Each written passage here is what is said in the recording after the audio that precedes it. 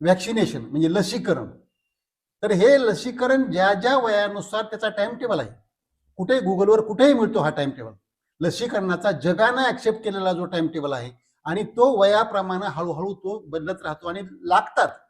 हे इंजेक्शन घेतलं पाहिजे, ते घेतलं पाहिजे, असे हे जे व्हॅक्सिन्स असतात, ह्या लसी असतात, ह्या लसी जर नियमितपणाने घेतल्या ज्या ज्या वयानुसार योग्य वेळी योग्य त्या लसी, तर बाकीचे आजार तुमच्याकडे येणार नाही.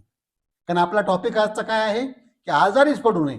मग आजारीच पडू नये तर त्यासाठी ह्या लसीकरण पण अत्यंत महत्वाचं आहे. त्याच्यामुळं काय होतं, तुमच्या अंगात ज्या पेशी असतात त्या पेशींना त्या त्या रोगाचं त्या त्या आजाराच्या विरुद्ध लढण्याचं प्रशिक्षण दिलं जातं. आपण जसं मिलिटरी ट्रेन करून ठेवतो आपली, कुणी शत्रूनं स्वारी केली तर आपण मिलिटरी तयार असावी, तसं आपल्या पेशी त्या मिलिटरी सारख्या तयार होतात. म्हणून काय केलं पाहिजे, लसीकरण पण वेळेवर केलं पाहिजे. तसंच